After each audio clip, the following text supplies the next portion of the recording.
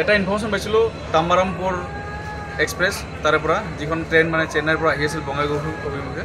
তো আমি ইনফৰমেশ্যন পাইছিলোঁ যে কোনোবা এজন ট্ৰাইবেল ছোৱালীক কোনোবা এজন বিধৰ্মী মানে বেলেগ ধৰ্মৰ ল'ৰা এজনে চেন্নাইৰ পৰা লৈ আহি আছে। তো ইনফৰমেশ্যনটো এনেকুৱা আছিল যে হয়তো পলাই আনি আছে বা কিবা কামত প্ৰলোভন দি আনি আছিল।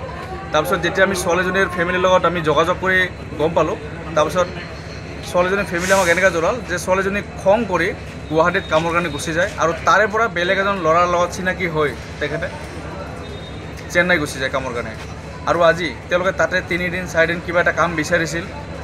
কাম বিচাৰি তেওঁলোকে কাম যিমানখিনি পইচাত উপাৰ্জনত তেওঁলোকে কাম বিচাৰিছিল তেনেকুৱা উপাৰ্জনত নোপোৱাতে তেওঁলোকে নিজা ঘৰ ৰঙিয়া আৰু হাজো অভিমুখে আহি আছিল। আৰু ইনফৰমেশ্যনটো আমি সম্পূৰ্ণকৈ পোৱাৰ পিছত আমাৰ ডাউট লাগিছিল যে কিজানি বৰ্তমান নাৰী দেহ চক্ৰ বিভিন্ন ধৰণৰ জাল পেলাই ৰাখিছে বহুতে।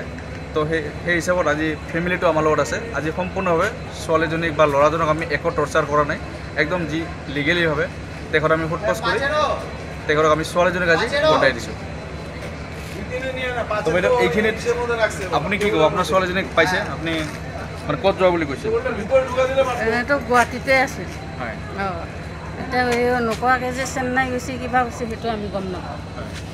তো মই নাজানো। এতিয়া খবৰ পাইছোঁ, খবৰ পোৱাৰ কাৰণে দেচোন ছোৱালীটোক ল'ম বুলি আহিছোঁ বঙাইগাঁৱত।